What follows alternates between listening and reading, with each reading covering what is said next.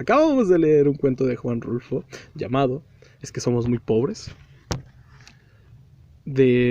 Claro, El Llano en Llamas. Hoy estamos en maratón del Llano en Llamas, entonces es que somos muy pobres. Aquí todo va de mal en peor. La semana pasada se murió mi tía Jacinta y el sábado, cuando ya la habíamos enterrado y comenzaba a bajársenos la tristeza, comenzó a llover como nunca. A mi papá eso le dio coraje, porque toda la cosecha de cebada estaba asoleándose en el solar.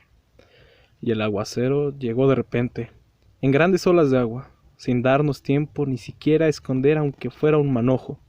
Lo único que pudimos hacer, todos los de mi casa, fue estarnos arrimados debajo del tejabán, viendo cómo el agua fría que caía del cielo quemaba aquella cebada amarilla tan recién cortada. Y apenas ayer, cuando mi hermana Tacha acababa de cumplir 12 años, supimos que la vaca que mi papá le regaló para el día de su santo se la había llevado el río. El río comenzó a crecer hace 3 noches, a eso de la madrugada.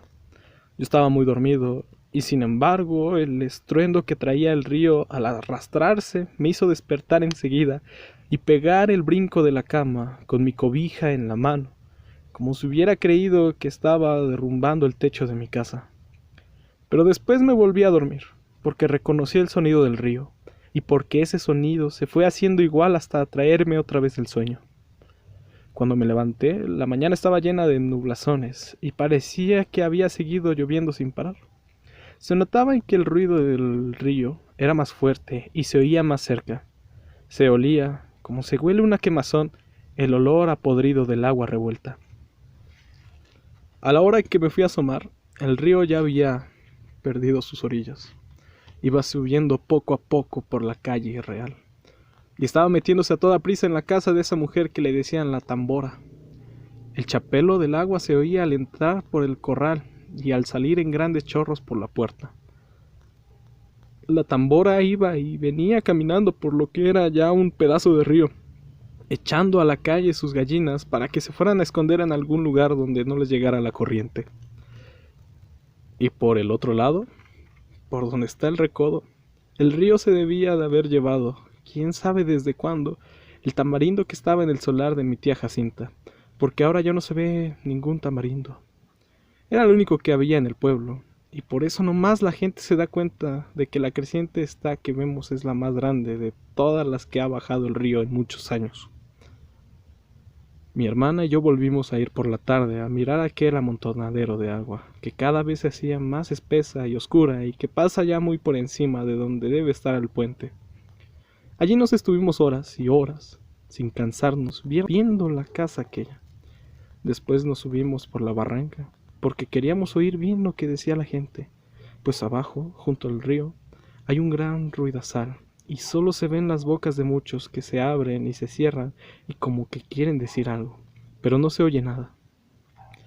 Por eso nos subimos por la barranca, donde también hay gente mirando el río y contando los prejuiciosos que ha hecho. Allí fue donde supimos que el río se había llevado a la serpentina, la vaca, esa que era de mi hermana Tacha, porque mi papá se la regaló para el día de su cumpleaños, y que tenía una oreja blanca y otra colorada, y muy bonitos ojos.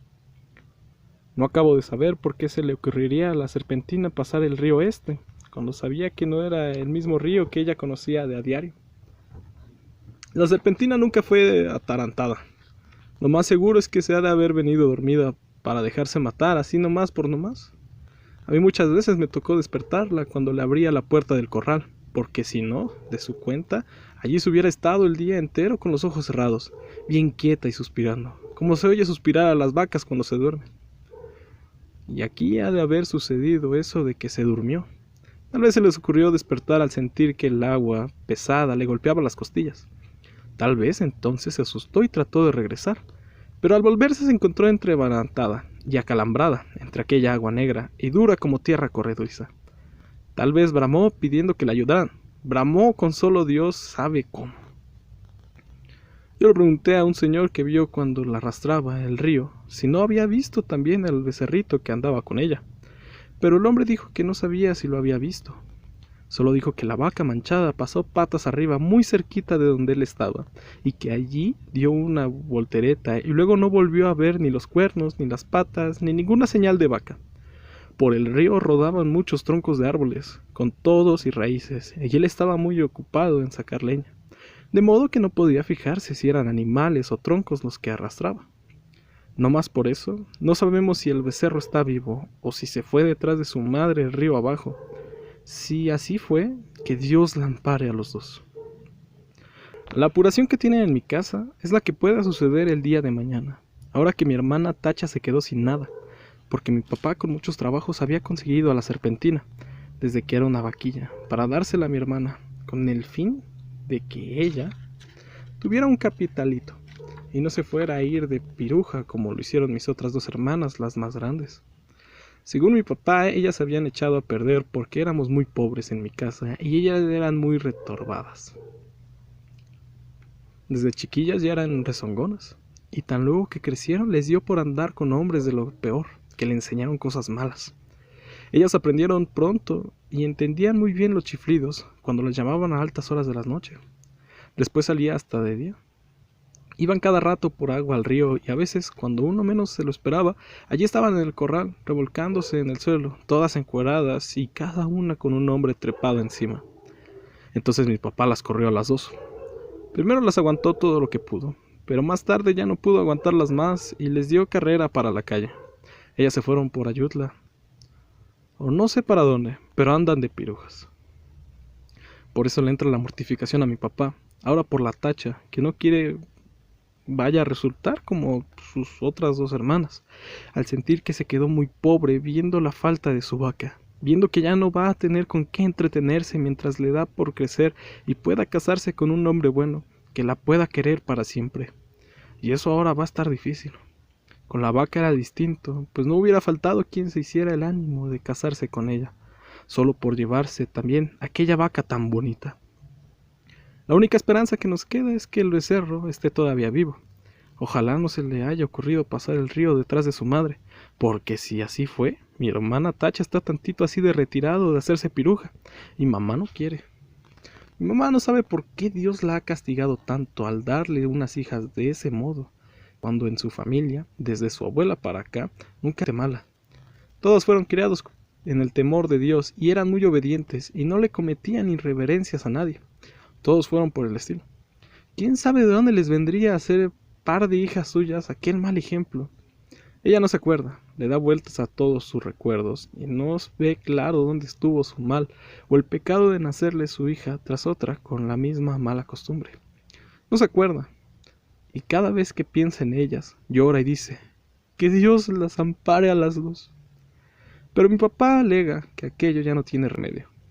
La peligrosa es la que queda aquí, la Tacha, que va como palo de ocote, crece y crece, y que ya tiene unos comienzos de senos que prometen ser como las de su hermana, puntiagudos y altos y medio alborotados para llamar la atención.